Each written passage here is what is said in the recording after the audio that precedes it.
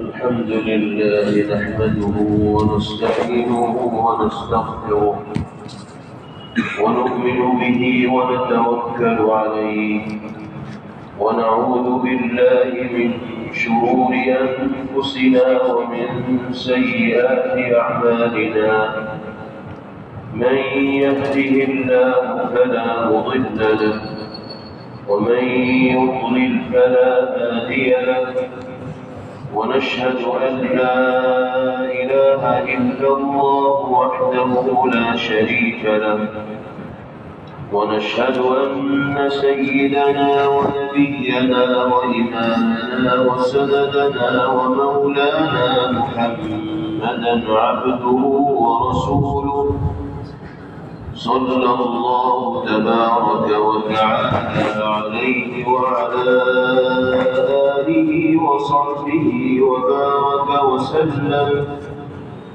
وبارك وسلم تسليما كثيرا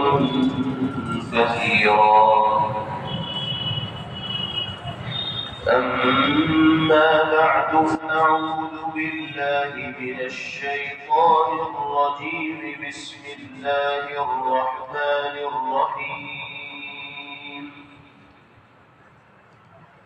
ولقد أرسلنا نوحا إلى قومه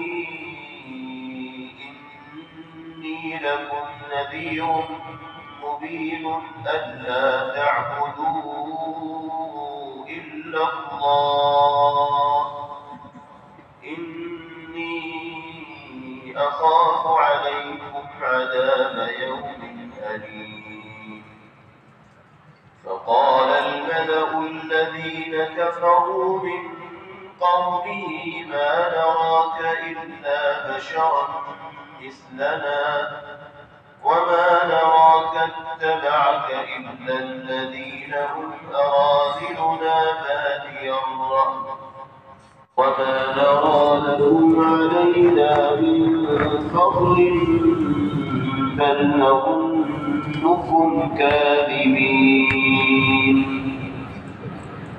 صدق الله مولانا العلي العظيم.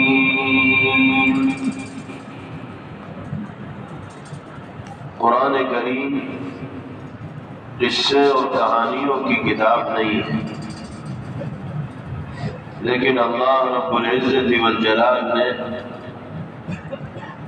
مختلف انبیاء سابقین علیہم الصلوات والتسلیم کے واقعات کو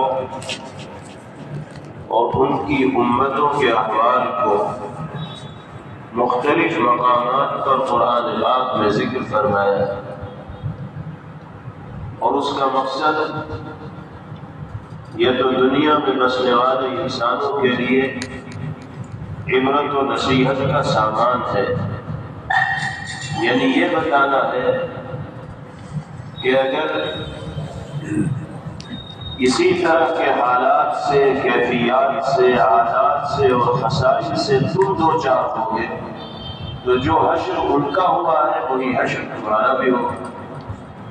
جس آزمائش کا، گرفت کا اور پکڑ کا ان کو سامنا کرنا پڑا ہے، جن بدعملیوں کی وجہ سے تمہاری زندگیوں میں بھی اگر اس طرح کی بدعملیاں ہوگی تو اللہ کی ذات وہی ہے، اسی طرح کی گرفت و پکڑ تمہارے لیے بھی آ سکتی ہے۔ یہ تو یہ مقصد ہوتا ہے واقعات و قصص کو بیان کرنے، یہ پھر جناب رسول اللہ صلی اللہ تعالی علیہ وسلم کو تسلی دلانا مقصود ہوتا ہے۔ جن حالات سے نبی کریم علیہ السلام گزر رہے ہیں اور دین کے راستے میں جن مسائل کا، جن مشقتوں کا، جن الجھنوں کا آپ کو سامنا کرنا پڑ رہا ہے، جن مخالفتوں سے آپ کو سامنا پڑ رہا ہے، اللہ رب العزت والجلال انبیاء سابقین علیہم الصلوات والتسلیم کے واقعات کو ذکر کر کے یہ بتاتے ہیں کہ یہ صورتحال کوئی نئی نہیں ہے، صرف آپ ہی راہ خدا میں مخالفتوں کو جھیلنے والے نہیں، بلکہ تاریخ یہ بتاتی ہے کہ ہم نے جس کو بھی اپنا نبی اور رسول بنا کر دنیا میں بھیجا اور اپنے کلمے کو بلند کرنے کا پابند اس کو بنایا، اس نے دین کی دعوت کا سلسلہ شروع کیا، تو اس کو اسی طرح کی الجھنوں کا، مخالفتوں کا اور مسائل کا سامنا کرنا پڑا۔ تو نبی کریم علیہ السلام کو یہ تفصیلات سن کر تسلی ہوتی کہ یہ سلسلہ تو پرانا چلا۔ چنانچہ یہ جو آیات مبارکہ آپ کے سامنے پڑھی گئی، ان میں بھی اللہ رب العزت والجلال نے حضرت نوح علیہ السلام کی زندگی کے ایک پہلو کو ذکر فرمایا، اور اس پہلو میں مماثلت ہے جناب رسول اللہ صلی اللہ تعالی علیہ وسلم کی زندگی میں پیش آنے والے حالات کے ساتھ۔ جس طرح کے اعتراضات مشرکین مکہ پیغمبر علیہ السلام سے کیا کرتے تھے، حضرت نوح علیہ السلام کو بھی اپنی امت کی جانب سے اسی طرح کے اعتراضات کا سامنا کرنا پڑا، اسی طرح کے احوال سے ان کو بھی دوچار ہونا پڑا۔ اس لیے اللہ نے نوح علیہ السلام کے واقعے کو ذکر کر کے جناب محمد رسول اللہ صلی اللہ علیہ وسلم کے لیے تسلی کا سامان بیان کرا۔ حضرت نوح علیہ السلام وہ جلیل القدر پیغمبر ہیں کہ جن کو اللہ نے 950 برس تک دنیا میں دین کی دعوت کا فریضہ انجام دینے کا موقع ملا۔ تقریباً 1000 سال تک وہ دین کی دعوت دیتے رہے، لیکن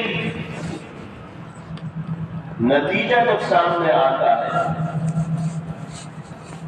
تو کل ملا کر 80 افراد ایسے دکھائی دیتے ہیں جو اس طویل عرصے میں حضرت نوح علیہ السلام کی دعوت پر لبیک کہنے والے ہوں اور ایمان قبول کرنے والے۔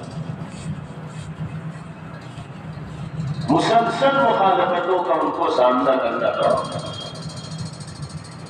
جسمانی تکلیفیں بھی اپنی امت کی جانب سے سہنی پڑی، اور زبانی طنز و تشنیع کا تو کوئی شماری نہیں، کوئی گنتی نہیں۔ جو امت اپنے نبی کو جسمانی تکلیف پہنچانے سے گریز نہ کرتی ہو تو وہ زبانی اور نفسیاتی طور پر کتنی تکلیف پہنچا سکتی ہو اندازہ نہیں لگایا جا سکتا۔ ساری حدوں کو پار کر دیا تھا حضرت نوح علیہ السلام کو پریشان کرنے کے لیے۔ بالآخر اللہ رب العزت والجلال نے حضرت نوح علیہ السلام سے فرمایا کہ آپ ایک کشتی تیار کریں، اور جو لوگ آپ کے ہیں، یعنی جن کو آپ نے اپنی تربیت میں رکھا اور جنہوں نے ایمان قبول کر لیا، آپ کے متبع اور پیروکار بن گئے، ان کو آپ اس کشتی میں لے لیجیے، بقیہ سے ہم نمٹ گئے۔ چنانچہ مضبوط لکڑی کی کشتی جو روایات کے مطابق تقریباً 1 سال میں جا کر تیار ہوتی ہے، حضرت نوح علیہ السلام نے تیار کی، اور اس کے 3 طبق بنائے گئے۔ ایک طبق میں، ایک درجے میں، ایک منزل میں انسان، دوسری منزل میں جانور، اور تیسری منزل میں ضرورت کا جو سامان ہو سکتا ہے۔ اللہ کی طرف سے اسی طرح کی ہدایات حضرت نوح علیہ السلام کو ملی تھی۔ تو اس کشتی میں حضرت نوح علیہ السلام کی فیملی کے اور گھر کے جو ممبر تھے وہ صرف 7 تھے۔ حضرت نوح کا بیٹا تھا کنعان، اس نے بھی ایمان قبول نہیں کیا۔ ان کی ایک بیوی تھی، وہ بھی کافرہ تھی، ایمان اس نے بھی قبول نہیں کیا تھا۔ ان دونوں کو بھی حضرت نوح علیہ السلام کی کشتی میں جگہ نہ مل سکی۔ اس کے علاوہ امت کے جو افراد تھے تو مجموعی تعداد 80 کی بنتی ہے جو حضرت نوح علیہ السلام کی کشتی کے اندر آ سکتی۔ پھر اللہ کی طرف سے گرفت اس طرح آئی کہ آسمان سے بارش برسی، اور ایسی موسلادھار بارش جو رکنے کا نام نہیں لے رہی تھی۔ مسلسل 40 دن تک رات و دن تیز بارش برستی رہی، اتنی بارش برسی کہ پانی پہاڑوں کی چٹانوں تک پہنچ گیا۔ ظاہر سی بات ہے جب پانی کا لیول اتنا اونچا ہوگا تو لوگ تو ڈوبیں گے اس میں، سب کے سب غرق ہو گئے اس پانی میں، صرف وہ لوگ بچے جو حضرت نوح علیہ السلام کی کشتی کے اندر سوار تھے۔ اللہ کو یہی فیصلہ کرنا تھا، جن پر 950 برس محنت کی گئی اور جو ایمان قبول کرنے کے لیے تیار نہ ہوئے تو ان کا یہی حشر ہونا تھا جو حشر اللہ نے کیا۔ پھر دو دنیا کو آباد کیا گیا انہی لوگوں کے ذریعے جو اس کشتی کے ذریعے زندہ سلامت باقی رہ گئے۔ بہرحال یہ تو ایک تفصیلی موضوع ہے اور مضمون ہے اور واقعہ ہے، اس کو بیان کرنا یہاں پر مقصود نہیں ہے۔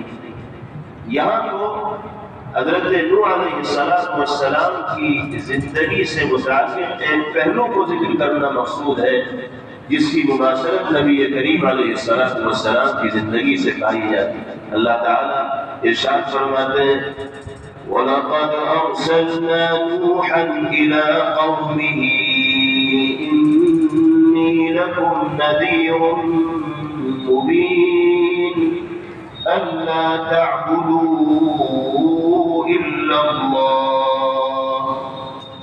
ہم نے نوح کو ان کی قوم کی جانب رسول بنا کر بھیجا اور ہم نے ان سے کہا کہ تم لوگوں میں یہ اعلان کرو کہ میں کھلے لفظوں میں واضح انداز میں تم سب کو اللہ کی گرفت سے، فقر سے اور عذاب سے ڈرانے والا ہوں۔ اللہ ہی کی عبادت کرو، اسی کو معبود و مسجود مانو۔ اگر اس کی خدائی میں اور الوہیت میں شک کرنے والے بنو گے یا اس کے سوا کسی اور کی پرستش میں لگو گے تو عذاب خداوندی سے تمہیں کوئی طاقت نہیں بچا سکتی۔ یہ اعلان حضرت نوح علیہ السلام کے ذریعے کروایا گیا۔ انی اخاف علیکم عذاب یوم علیم، میں تمہیں دردناک عذاب سے ڈرا رہا ہوں۔ الٹیمیٹم دے دیا گیا، وارننگ دے دی گئی۔ اللہ نے فرمایا کہ اب پانی سر سے اونچا ہو چکا ہے، حجتیں تمام ہو چکی ہیں، سمجھاتے سمجھاتے آپ تھک چکے ہیں، یہ ماننے کو تیار نہیں، بس ایک مرتبہ ان کو دھمکی دے دیجیے عذاب کی، اس کے باوجود اگر یہ نہ سدھریں گے تو پھر ہم نمٹ لیں۔ چنانچہ حضرت نوح علیہ السلام نے کہہ دیا انی اخاف علیکم عذاب یوم علیم، دردناک عذاب سے ڈرا رہا ہوں۔ اپنی جان اگر پیاری ہے تو راہ راست پر آ جاؤ اور اللہ کو ایک ماننے والے اور اس کی عبادت کرنے والے بنے۔ جب واضح الفاظ میں حضرت نوح علیہ السلام نے یہ اعلان کیا تو ان کی امت نے دو اعتراض کیے۔ کہا کہ ہم آپ کی بات مان تو لیتے، ہم آپ کو رسول اور نبی تسلیم کر تو لیتے، لیکن ہماری سمجھ میں یہ بات نہیں آتی کہ آپ تو ہم ہی جیسے ایک انسان ہیں۔ ما نراک الا بشرا مثلنا،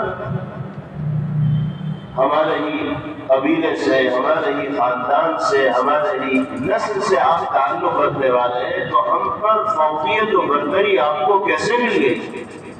ہم آپ کو اللہ کا رسول اور خدا کا نبی ضرور مان لیتے اگر آپ انسانوں میں سے نہ ہوتے، فرشتوں میں سے ہوتے۔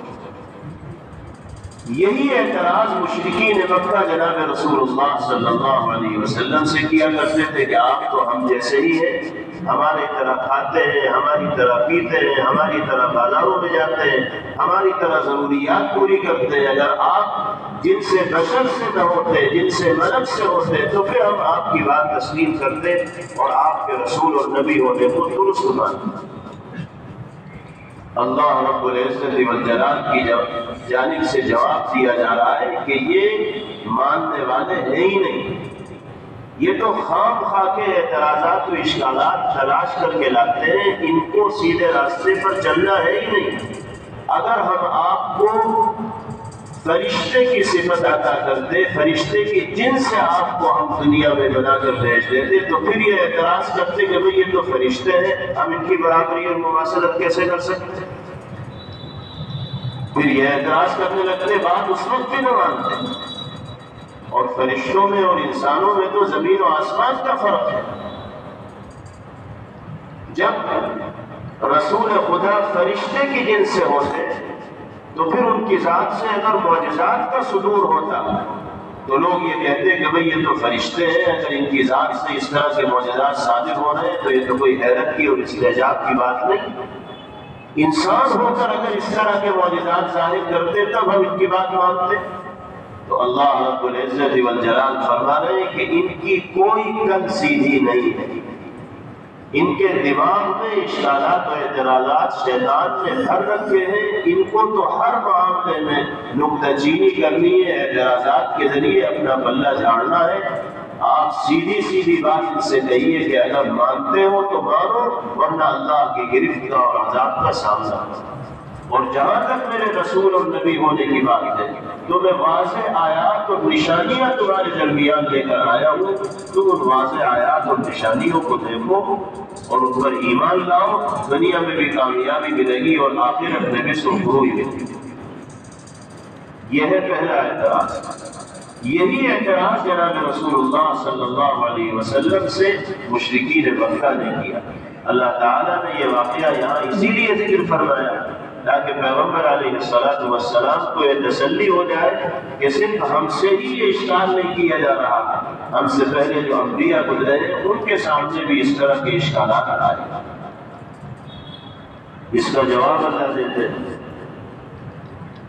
فقال الملأ الذين كفروا من قومه ما نراك إلا بشرا مثلنا۔ حضرت نوح علیہ السلام کی قوم کے وہ لوگ جن کے دلوں میں کفر بھرا ہوا تھا، ان کے سرداروں نے اور سرغنہ لوگوں نے حضرت نوح علیہ السلام سے کہا ما نراک الا بشرا مثلنا، ہم تو آپ کو اپنے ہی جیسا انسان دیکھ رہے ہیں، کیسے ہم آپ کو مان لیں کہ آپ رسول ہیں، یہ نبی ہیں؟ اگر آپ کسی اور جنس سے ہوتے تو ہم اس بات پر غور کریں۔ اس کا جواب دیا گیا، قال یا قوم ارأيتم ان كنت على بينة من ربي وآتاني رحمة من عنده فعميت عليكم أنلزمكموها وأنتم لها كارهون۔ اللہ تعالیٰ نے فرمایا کہ آپ اس بحث کو چھیڑیے ہی مت کہ ہم نے آپ کو انسان بنا کر بھیجا یا فرشتہ بنا کر بھیجا، اس لیے کہ ہم فرشتے کی شکل میں بھی بھیج دیتے تب بھی ان کے اعتراضات و اشکالات اپنی جگہ لیتے۔ آپ کو ان سے یہ چاہیے کہ اے میری قوم کے لوگوں، کیا تم نہیں دیکھتے کہ پروردگار عالم نے مجھے بینات اور نشانیاں لے کر تمہارے درمیان بھیجا ہے اور اپنی جانب سے نبوت کی شکل میں ایک رحمت و نعمت سے مجھے نوازا ہے۔ اب اگر تم اپنی آنکھوں پہ پٹی باندھ لو اور اندھے بن کر دنیا کے اندر جیو اور حق کو دیکھنے کی کوشش ہی نہ کرو اور سچائی کو سینے سے لگانے کا جذبہ ہی تمہارے دل کے اندر نہ ہو، تو میں کوئی ایمان گھول کر تو تمہیں ملا نہیں دوں گا۔ أَنُلْزِمُكُمُوهَا وَأَنْتُمْ لَهَا كَارِهُونَ، زبردستی تو ہم تمہیں ایمان میں داخل نہیں کر سکتے، زبردستی تو ہم تمہیں کلمہ پڑھا نہیں سکتے کہ تم چاہ بھی نہ رہے ہو اور ہم مسلمان بنا دیں۔ اس آیت کریمہ سے یہ سبق بھی ملا کہ بجبر، بزور، بطاقت کسی انسان کو مسلمان نہیں بنایا جا سکتا۔ کسی کے گلے پر چھری رکھ کر زبردستی اس سے کلمہ پڑھوایا جائے، کسی کی کلپٹی پر بندوق لگا کے زبردستی اس سے کلمہ پڑھوایا جائے، تو اس طرح کوئی مومن و مسلمان نہیں ہوگا۔ جب تک آدمی برضا اور رغبت کلمہ اپنی زبان سے نہ ادا کرے اور دل میں اللہ کی وحدانیت کا یقین پیدا نہ کرے، اس وقت تک اس کے ایمان و اسلام کا اعتبار نہیں۔ حضرت نوح علیہ السلام سے یہی کہلوایا گیا کہ آپ اس سے یہ بتا دیجئے کہ بینات ہم لے کر آئے ہیں، نبوت کی شکل میں رحمت و نعمت سے اللہ نے ہمیں نوازا ہے، ہم نے اللہ کی قدرت کی نشانیاں بھی تمہارے سامنے پیش کر دی، سچائی کو اور حق کو بھی تمہارے سامنے بیان کر دیا، اس کے باوجود اگر تم سمجھنے کو تیار نہیں ہو تو زبردستی ہم تمہیں کلمہ نہیں پڑھا سکتے۔ یہی بات پیغمبر علیہ السلام کو بھی سمجھائی جا رہی ہے کہ جس طرح کا جواب ہم نے حضرت نوح علیہ السلام کے ذریعے ان کی قوم کو دلوایا، آپ بھی اپنی امت کے ان لوگوں کو یہی جواب دیجیے جو آپ سے یہ سوال کرتے ہیں کہ آپ تو ہم جیسے انسان سے بازاروں میں آتے جاتے ہیں، اسی طرح ضروریات پوری کرتے ہیں جس طرح ہم کرتے ہیں، تو ہم آپ کو رسول اور نبی کیسے تسلیم کریں؟ جواب یہی ہے کہ ہمارا کام نبی کا کام اور رسول کا کام سچائی کو دنیا کے سامنے پیش کر دینا ہے، زبردستی کسی کے دل کے اندر اتارنا یہ اللہ کے علاوہ کسی کی قدرت میں اور اختیار میں نہیں ہے۔ ایک اشکال تو یہ کرتے ہیں۔ دوسرا اشکال حضرت نوح علیہ السلام سے ان کے لوگوں نے یہ کیا کہ ہم آپ کو رسول مان تو لیتے ہیں، آپ کی بات تسلیم کر لیتے، آپ کی ہدایات پر عمل کر لیتے، لیکن ہمیں آپ کے قریب آنے سے جو چیز روکتی ہے وہ یہ ہے کہ ہم آپ کے آس پاس، آپ کے ارد گرد ان لوگوں کو کثرت کے ساتھ دیکھتے ہیں جو سماج میں حقیر اور کمتر سمجھے جاتے ہیں، مالی اعتبار سے جو کمزور لوگ ہوتے ہیں وہی آپ کے ارد گرد گھومتے دکھائی دیتے ہیں۔ ان لوگوں کا جماوڑا جب تک آپ کے آس پاس رہے گا ہم آپ کے قریب نہیں بڑھیں گے۔ دماغ ان کے اتنے اونچے تھے اور ناک ان کی اتنی چڑھی ہوئی تھی کہ عام لوگوں کے ساتھ بیٹھنے میں بھی ان کو توہین اور حقارت محسوس ہو رہی تھی۔ ان کی زبان سے غرور اور کبر ادا ہو رہا تھا کہ ایسے لوگ اگر آپ کے ساتھ رہیں گے تو پھر ہم آپ کے قریب نہیں رہیں گے۔ بالکل یہی بات مشرکین مکہ بھی جناب رسول اللہ صلی اللہ علیہ وسلم سے کہا کرتے کہ ہم آپ کے پاس کیسے آ جائیں، آپ کے پاس تو فلاں صاحب رہتے ہیں، فلاں صاحب رہتے ہیں، فلاں صاحب رہتے ہیں، اور یہ معاشرے میں کمزور سمجھے جاتے ہیں، ہم خاندانی لوگ ہیں، مالدار لوگ ہیں، عزت دار لوگ ہیں، آپ کے پاس آئیں گے تو ایسے لوگوں کے ساتھ ہمیں بیٹھنا پڑے گا، ہمیں یہ گوارا نہیں۔ اللہ رب العزت والجلال کی جانب سے اس اعتراض کا بھی جواب دلوایا۔ سب سے پہلی بات تو یہ ہے کہ جن کو یہ حقیر اور کمتر کہہ رہے ہیں، جن کو انہوں نے ارذل سے تعبیر کیا ہے، کیا ان کے کہنے سے کوئی آدمی حقیر ہو جائے گا؟ ان کے کہنے سے کوئی آدمی رذیل ہو جائے گا؟ رذیل کا معنی کمینے کا ہوتا ہے، یعنی یہ کہا کرتے تھے کہ نعوذ باللہ کمینے لوگ آپ کے آس پاس رہتے ہیں تو ہم کیوں آپ کے پاس آتے ہیں؟ پہلی بات تو اللہ پاک نے یہ فرمائی کہ ان کے کہنے سے کوئی کمینہ تھوڑی ہوگا، یہ جس کو رذیل مانے اس کو دنیا رذیل ماننے لگے، یا ہماری نگاہ میں بھی وہ رذیل ہو، ایسا تو ممکن ہے ہی نہیں۔ حضرات علماء فرماتے ہیں کہ حقیقت میں رذیل اور کمینہ وہ ہے جو مالک کو نہ پہچاننے والا، جو اللہ کی الوہیت کو تسلیم کرنے والا نہ۔ ابن العرابی بڑے عالم گزرے ہیں، وہ فرماتے ہیں کہ رذیل اور کمینہ حقیقت وہ شخص ہے جو دین بیچ کر دنیا کمانے کا بندوبست کرتا ہے۔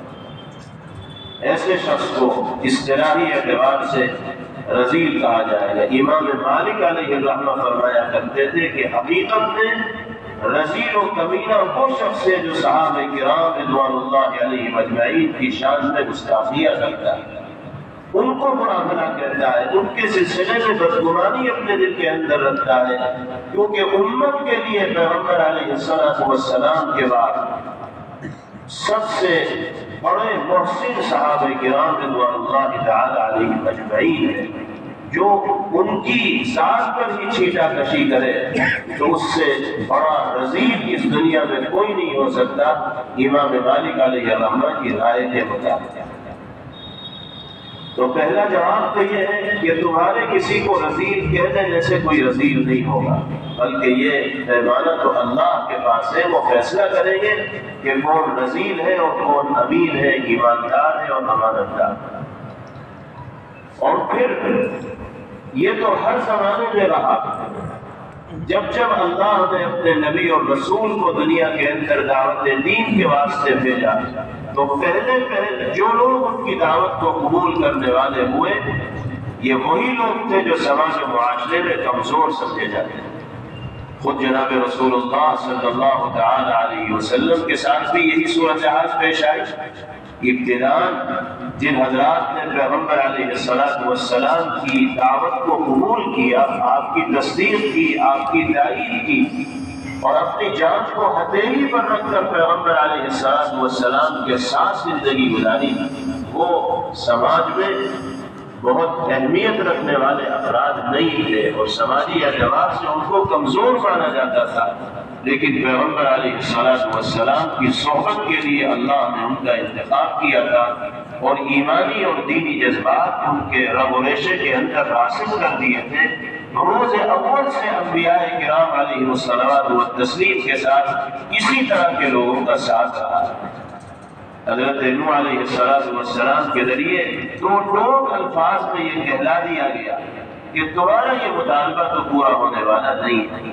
جو سچے ایمان والے ہیں چاہے ان کو تم کچھ بھی سمجھو، ہم ان کو اپنی آنکھوں کا تارا بنا کر اپنے قریب رکھیں گے۔ تمہیں آنا ہو تو آؤ، نہ آنا ہو تو جہاں جانا ہو جاؤ، اللہ خود تم سے نمٹیں گے اور تمہاری بدعملی پر گرفت فرمائے گا۔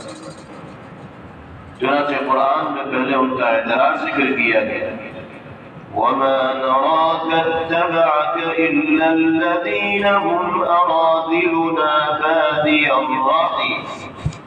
نوح علیہ السلام کی امت کے وہ لوگ جو ایمان قبول کرنے والے نہیں تھے یہ کہا کرتے تھے کہ ہم یہ دیکھتے ہیں کہ آپ کی اتباع اور پیروی کرنے والے رذیل لوگ ہیں، سرسری نگاہ میں وہ سب کے سب رذیل دکھائی دیتے ہیں۔ وَمَا نَرَاكُمْ عَلَيْنَا مِن فَضْلٍ بَلْ نَظُنُّكُمْ كَاذِبِينَ۔ اور آخر میں یہ کہتے تھے کہ اے نوح، ہم آپ کو اپنے اوپر فضیلت رکھنے والا نہیں سمجھتے، آپ ہمیں جیسے انسان ہیں، آپ ہم پر فضیلت رکھنے والے کیسے ہو جائیں گے؟ یہ کہا کرتے تھے بل نظنکم کاذبین، بلکہ ہم تو آپ کو جھوٹ بولنے والوں میں سے خیال کرتے ہیں۔ یہ اللہ کے نبی کے بارے میں جسارت بھرے جملے وہ اپنی زبان سے ادا کرتے ہیں۔ اللہ کی طرف سے جواب دیا جا رہا ہے، وَيَا قَوْمِ لَا أَسْأَلُكُمْ عَلَيْهِ مَالًا إِنْ أَجْرِيَ إِلَّا عَلَى اللَّهِ وَمَا أَنَا بِطَارِدِ الَّذِينَ آمَنُوا۔ اے قوم، کان کھول کر سن لو، میں اپنی اس دعوت و تبلیغ پر تم سے ایک پائی کا مطالبہ نہیں کر رہا ہوں۔ یہ جو تم خواہ کی بات کر رہے ہو کہ آپ کے پاس رذیل لوگ بیٹھے رہتے ہیں، نعوذ باللہ، سماجی اعتبار سے کمزور لوگ آپ کے آس پاس رہتے ہیں، تو مجھے مال و دولت کا نہ تم سے کوئی مطالبہ ہے نہ کسی اور سے کوئی مطالبہ ہے۔ لا اسألکم علیہ مال ان اجری الا علی اللہ، مجھے میری محنت کا پھل اللہ رب العزت والجلال ہی عطا فرمائے۔ اور دیکھو سن لو، وَمَا أَنَا بِطَارِدِ الَّذِينَ آمَنُوا، میں سچے ایمان والوں کو اپنے پاس سے دور نہیں کر سکتا، چاہے تمہارے سینے پہ آنے چلے یا سانس روکے، تم آؤ یا نہ آؤ، مجھے تمہیں قریب کرنا منظور نہیں، لیکن جو میرے مخلص ساتھی ہیں ان کو میں دور نہیں کر سکتا۔ إنهم ملاقو ربهم ولكني أراكم قوما تجهلون۔ یہ جو میرے سچے ایمان والے ساتھی ہیں یہ بھی اپنے پروردگار عالم سے ملیں گے۔ اگر تمہیں قریب کرنے کے لیے ان کو میں نے اپنے سے دور کر دیا اور انہوں نے اللہ سے میری شکایت کر دی تو میں کیا جواب دوں؟ تم تو پتہ نہیں قریب آگے بھی ایمان قبول کرو گے نہیں کرو گے۔ انہوں نے تو ایمانی تقاضوں پہ عمل کر کے دکھلایا، زمانہ مخالف ہے اور یہ میری تائید کر رہے ہیں، تو میں کیسے تمہاری وجہ سے ان کو اپنے سے دور کروں؟ اور سچائی تو یہ ہے کہ میں تم سب کو ناواقف خیال کرتا ہوں، تم جہالت کے گہرے گڑھے کے اندر گرے ہوئے ہو کہ تمہیں سورج کی روشنی بھی نہیں دکھائی دے رہی ہے اور ایمان کی کرنیں بھی تمہارے دل کی غفلت کو ظاہر نہیں کر پا رہی۔ وَيَا قَوْمِ مَنْ يَنصُرُنِي مِنَ اللَّهِ إِن طَرَدتُّهُمْ أَفَلَا تَذَكَّرُونَ۔ اور اے قوم، اللہ کی گرفت سے کون سی طاقت مجھے بچائے گی اگر میں نے ان مخلص ساتھیوں کو اپنے سے دور کر دیا؟ کیا یہ بات تمہاری سمجھ میں نہیں آتی؟